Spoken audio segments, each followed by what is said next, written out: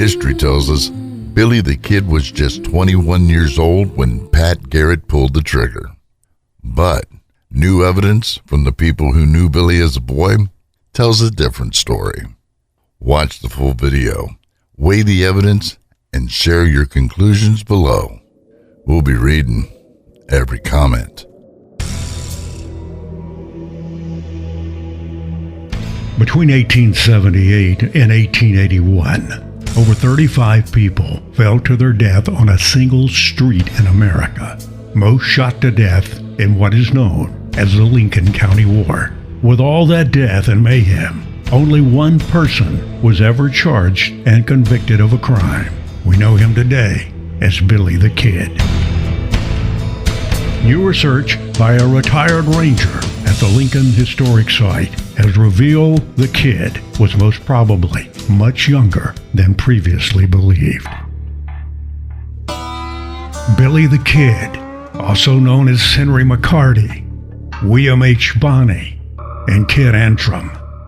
It was April 1st, 1878, the day the Kid and at least 4 others ambushed Sheriff William Brady and his 4 deputies.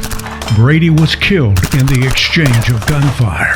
To answer the question, how old was Billy the Kid that day? We have to depend on the best evidence available. Recent research by Ranger Scott Smith, Lincoln Historic Site retired, reveals new details in the story. Young Henry McCarty was living in Silver City in the mid-1870s. In September of 1875, Sheriff Harvey Whitehill arrested the kid and took him before Justice of the Peace Isaac Givens, partly to impress on him the seriousness of crime. He was accused of the possession of stolen goods. Actually, a fellow named Sombrero Jack had done the stealing. Givens and Whitehill agreed that a few days locked up in the county jail might put a good scare into the kid. Sheriff Whitehead explained in a 1902 interview. He was only a boy, scarcely over 15 years of age. The lad squeezed his frail, slender body through a chimney and gained his liberty. Sheriff Whitehill's description of Billy's physique in September 1875 largely agrees with Miss Mary P. Richards' memory of her student in the fall of 1874. She said that he was a scrawny little fellow with delicate hands. 2 of his classmates, Chauncey Truesdale and Anthony Connor, remember those days. Truesdale recalled that Henry's brother Joseph was older by a year or 2, and that Henry sat up front, which was where the younger boy sat. Connor was quoted as stating, "Billy was about 12 and I was 13. Connor's account suggests that Henry was born between 1862 and 1864. Connors also stated in an interview with the Silver City newspaper on March 22, 1932. Billy was one of the best boys in town. I know because he was a better boy than I was. He was undersized and really girlish looking. I don't think he weighed over 75 pounds. We were just boys together." In the spring of 1876, Billy asked H.W. Smith for a job at his forage camp on the Gila River. Smith later remembered. He said he was 17, though he didn't look to be 14. I gave him a job helping around the camp. Henry made the acquaintance of John R. Mackey, an ex-soldier and horse thief. Justice of the Peace Miles L. Wood arrested Henry and Mackey near Camp Grant, Arizona on March 25, 1877. The charge was horse theft, Wood later recalled. He was a small fellow not weighing over 90 pounds. Note that this account dates almost exactly to 1 year before the ambush in Lincoln on April 1st, 1878. Henry, now also being referred to as Kid Antrim, made his way to New Mexico. This would have been during the late spring or summer of 1877.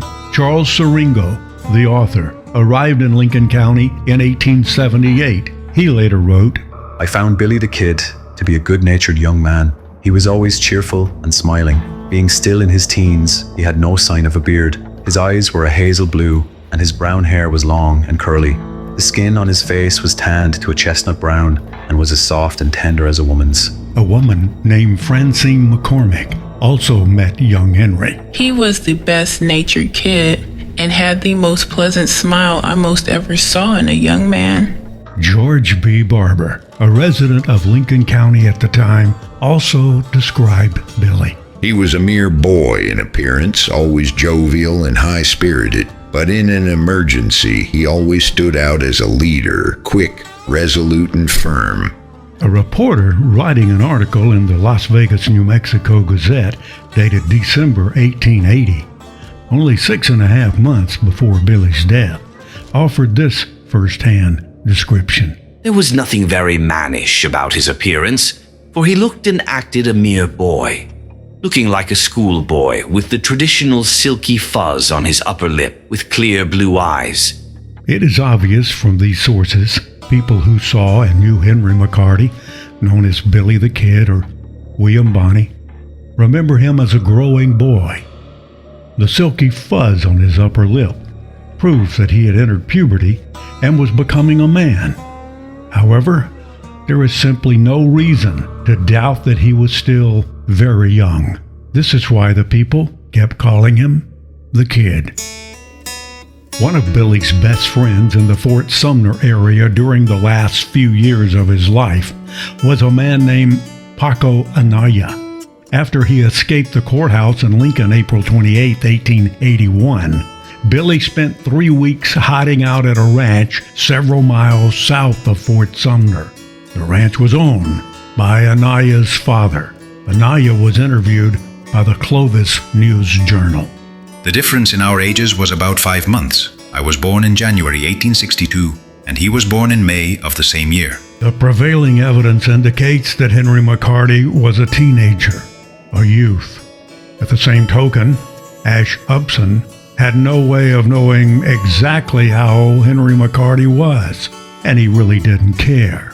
He maliciously assigned Henry his own birth date, November 23rd, as well as a year of birth, 1859, because he wanted Sheriff Pat Garrett to be the hero of their co-authored biography, The Authentic Life of Billy the Kid. For Garrett to be the hero, Upson understood that Billy needed to be 21 years of age when he died, because that would mean that Garrett had killed a full-grown man, not a mere boy. If Anaya was correct, and Henry was born in May of 1862, then he would have been at least a month shy of his 16th birthday when he participated in the ambush in Lincoln that killed Sheriff Brady. He would have been a few weeks shy of his 19th birthday when he escaped from the courthouse in Lincoln on April 28, 1881. And all of 19 years old when shot to death by Pat Garrett on July 14, 1881. In the dark of Fort Sumner, by a lantern's pale glow, Billy turned from the doorway, didn't see death below. Pat Garrett raised the pistol, and the night filled with sound.